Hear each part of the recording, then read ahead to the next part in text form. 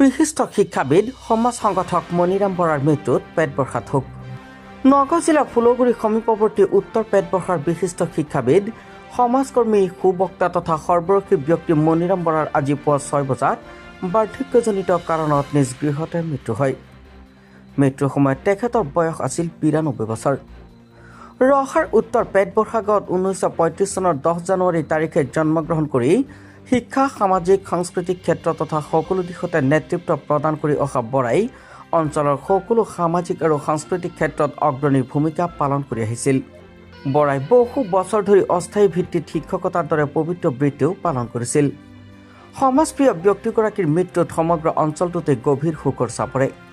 তেখেতৰ মৃত্যুত বৃহত্তৰ উত্তৰ পেটবৰ্ষা আঞ্চলিক ৰঙালী বিহু উদযাপন ৰাস মহোৎসৱ সমিতি, বন্তি পুথিভঁৰাল সমিতি, দক্ষিণ পেটবৰ্ষা খুৰা গোসাঁই থান সমিতি, শিৱ মন্দিৰ পৰিচালনা সমিতি, বকুলতল টিনৰ নামঘৰ পৰিচালনা সমিতি, জ্ঞানোদয় পুথিভঁৰাল সমিতি, ৰসা প্ৰেছ ক্লাব, শৈবৰগাঁও প্ৰেছ ক্লাব, বেবেজীয়া প্ৰেছ ক্লাব, মানসপুৰা সমবায় সমিতি, এনাজুৰি সাংস্কৃতিক গোষ্ঠীৰ সম্পাদক লক্ষণ নাথ, নগাঁও জিলা কবি সন্মিলনৰ উপ সভাপতি মদাৰ জ্যোতি, ফুলগুৰি আঞ্চলিক কবি সন্মিলনৰ উপ সভাপতি জিনু বৰা, দক্ষিণ পেটবৰ্ষা গাঁও উন্নয়ন সমিতিৰ সম্পাদক নন্দৰাম নাথ, অসমৰ প্ৰাক্তন কেবিনেট মন্ত্ৰী উমেশ চন্দ্ৰ দাস, নগাঁও জিলা আয়ুক্ত দেৱাশিষ শৰ্মা, যুৱ সমাজকৰ্মী উৎপল বনিয়া, ভাতৃ নৰেন্দ্ৰ বৰা, হৰেন্দ্ৰ বৰা, অনিল চন্দ্ৰ বৰা, একমাত্ৰ ভগ্নী ৰাণু প্ৰভা বৰা, বিশিষ্ট শিক্ষাবিদ পূৰ্ণানন্দ নাথ, দেৱকান্ত শইকীয়া, কৃষ্ণ নাথ, বীৰেন কুমাৰ নাথ, সমাজসেৱক মুৰুলী মজুমদাৰ, ভোলাৰাম দাস, প্ৰফুল্ল শইকীয়া, শিল্পী দেৱ কুমাৰ নাথ,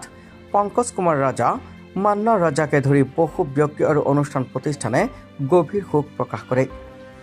মৃত্যুৰ সময়ত তেওঁ পত্নী, 3জন ভাই, এগৰাকী ভনী, এটি পুত্ৰ, 2গৰাকী কন্যা, ভতিজা আৰু বোৱাৰীৰ নাতিসহ বহু আত্মীয় কুটুমক ইহ সংসাৰত এৰি থৈ যায়।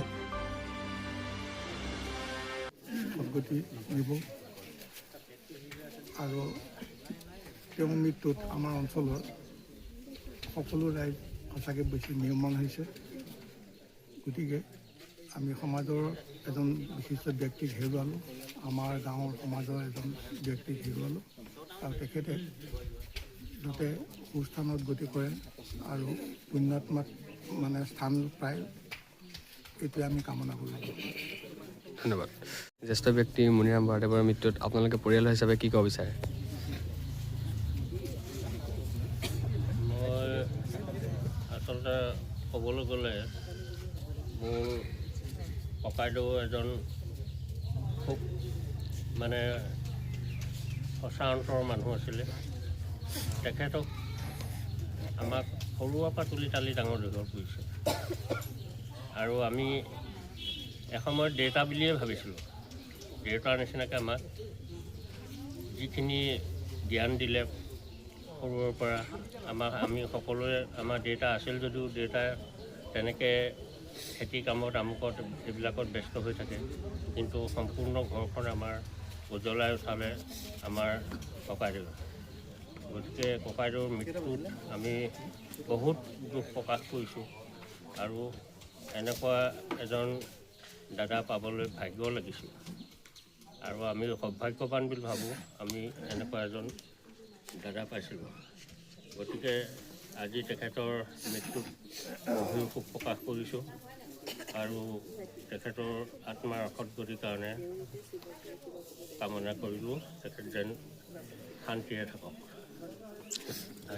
ধন্যবাদ। এইখন গাঁৱতেই প্ৰাথমিক শিক্ষা আহৰণ কৰিছিলে।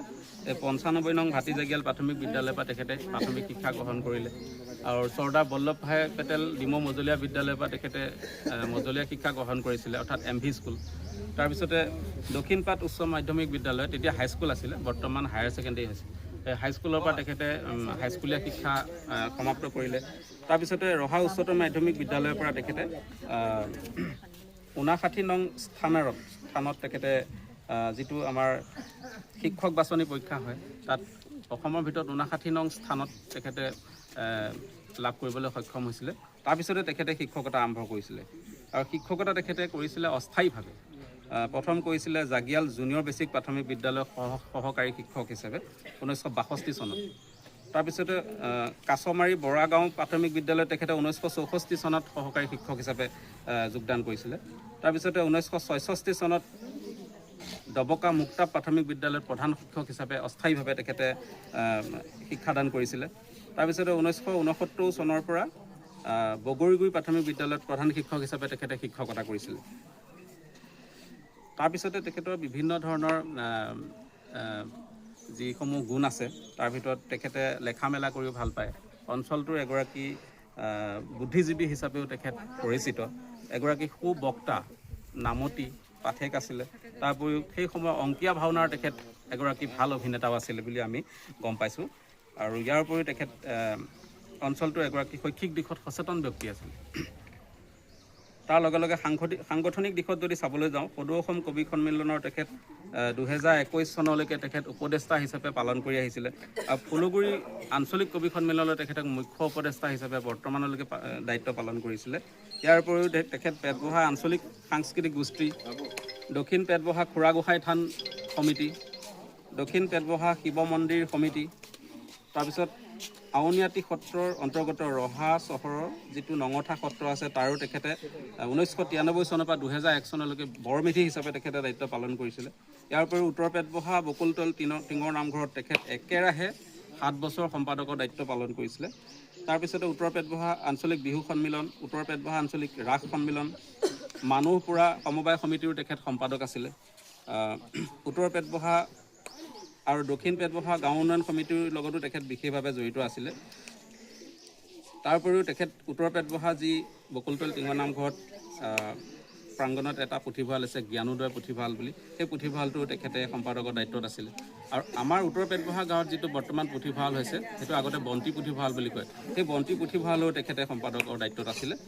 ইয়াৰ উপৰিও জাগিয়াল সমবায় সমিতিৰ তেখেত সদস্য হিচাপে আছিলে। পেটবহা জ্যেষ্ঠ নাগৰিক সন্মিলনৰ তেখেত উপদেষ্টা হিচাপে আছিলে।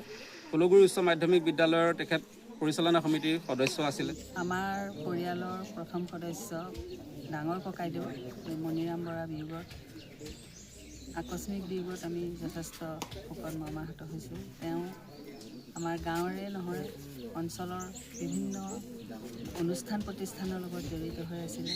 তেখেতৰ শোকত আমি পৰিয়ালৰ সকলো মিয়ৱা দিছোঁ। তেখেতৰ আত্মাই সদ্গতি লাভ কৰক, এই মোৰ কামনা কৰিছোঁ। শ্ৰদ্ধাৰ সুধীবৃন্দ,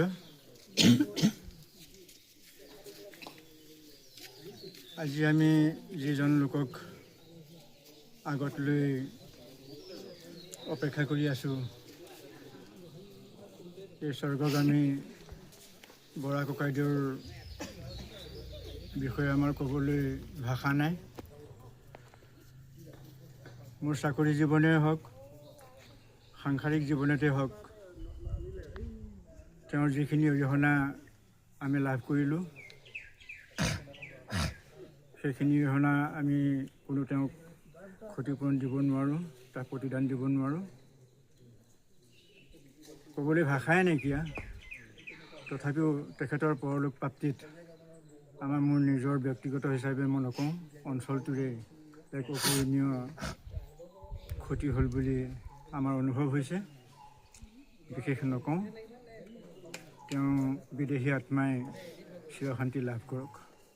নগৰৰ পৰা প্ৰাঞ্জল নাথৰ ৰিপৰ্ট।